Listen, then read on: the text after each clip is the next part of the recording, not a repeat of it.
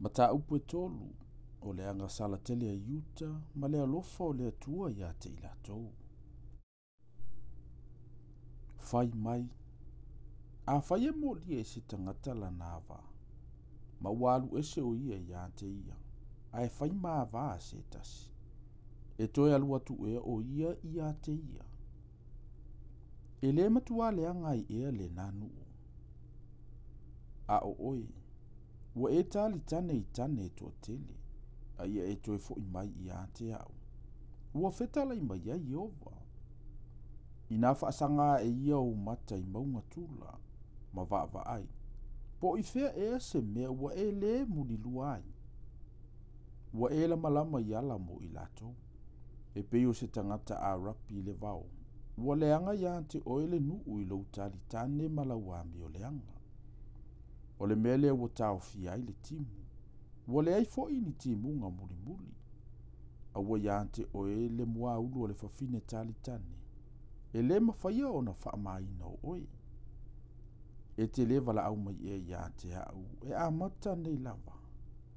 Lo uta mai. O oe lava le taitai o au. Ina o uteine muli. E wha moe moe e alo na to asa e wha vavau. Pena te tausia e lava i ai. Wha au ta foi. Wa e tautala. Wa e whaia foi mea leanga. Ma e wha malusi i ai. Na whetalai mai e ova ia te au iona po i o sia le tupu. Po ua e iloa e ele mea ua whaia i Israelu. Le ua liliu ese. Ua alu ia i lunga o maunga maululunga uma. Malalo ifo la au la wola ola uma. Ma ua muli lua ai. Na ufa ia tu fo i ina ua uma o na ia whaia o ia mea uma. Ina e toe fo i mai ia te au. Ai le toe fo i mai lava ia. Olo na uso fa ole fo i o Utah. Na ia ilo atu iai. O na owi loa lea. E ui lava i nā mea uma na muli lua ai Israelu le ua liliu ese. Na ou a le ai o ia. Ma ua vatu ia te ia le tusi a le. A ua le fefe lava lo na uso fa ole Utah. A ua alu ia ua muli lua fo i o ia. Ona o le leanga o lo na muli lua ua ia fa leanga ai le nuu. Ma ua muli lua i maa ma la au.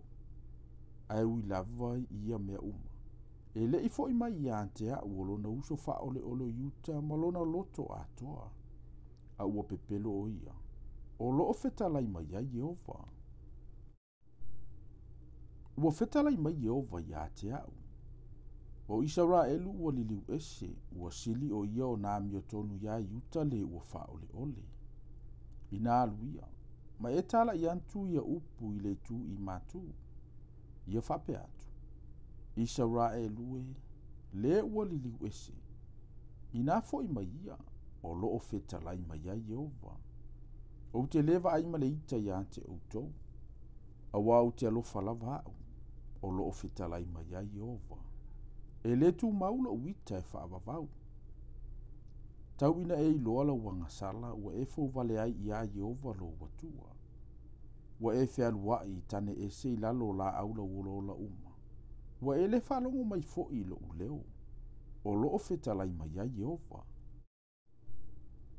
Le whanau li liu e se. Ina fo i mai ia. O loo fetalai mai ai Jehova. A wau i lava ina o ino ia te outou. Au te avea outou. E taitasi a ai ma le taito alua i a inga. Ma au maia outou siona.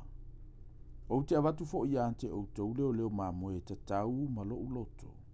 La tau te whawhanga i ante outou le poto ma le wha uta. A o ina whaato o tele ina outou. Ma wha au luola ina i le nuu i o na po. O lo feta lai mai ai Jehova. O na lato le toi whai ane lea. O le ato la au le whianga inga Jehova. E le toi manatua. E le toi ta ua foi. E le asia. E le toi whai lava. O ia o na po. E ta ua ia i lanto o Jerusalema. O le nofo ali o Jehova. E poto nu e se uma i le suafo Jehova Jerusalema. La te le toi sa vavali fo i e tusa ma le fina u vale o la loto leanga. Ona po ia e sava vali whaatasi ele aingo Utah ma le aingo Israel. E o mai whaatasi fo i la tou mai le nuu i le tu i matu. I le nuu na oufua ina atu e whai mo o tau tama. A o au na o whapea. E whape feo na o whaatasia o e ma le whanau. Ma watu ia te oe le nuu le lei. O le tofi e matango fie. O au o atu nuu. Ona o whape ailea. E te wala au mai ia te au. Lo utamae. E te leto e liliu e se foi ia te au. E moni. E pei ole whawhine o nā mio wha ole ole i lana tane. Ua whape o nā mio wha ole ole ia te au o tou. Le a ingo i Israelue. O lo whetalai mai ai Jehova. Nala ngona le leo i lunga o maunga tula. O le tangi ma le ai o iantu o le whanaunga Israel. Awana lato whapio pio lo lato wala. Ua ngalo ia te i lato o Jehova lo lato o tua. I nato e fo i mai ia o tou. Le whanau li liu ese. O te whaamalolo ina o tou li liu ese. Sila sila mai a te i mātou. Mātou te o antu i a te oe. A wao o Jehova lo mātou o tua. E moni. E leo ngao na whaatua tua i maunga. Ma le tele o atu maunga. E moni. O loo ia Jehova lo mātou o tua na whaola ina o Israelu. Ua aina ele mea maasia si ai o mea sa tau tinga ina ai o mātou tama. Talu ina o mātou o taulelea. O latou lafu mamoe ma latou lafu povi. O latou watali ima o latou wafafine. O mātou ta o otomalo mātou maasiasi. Ua ufitia lava i mātou, i lo mātou ma. Awa o mātou wangasala ia Jehova lo mātou watua. O i mātou atoa mo mātou tama. Talu ina o mātou o taulelea, wo o lava ine iona pou. Ele i whaalongo fo i mātou i le si ufofongo Jehova lo mātou watua.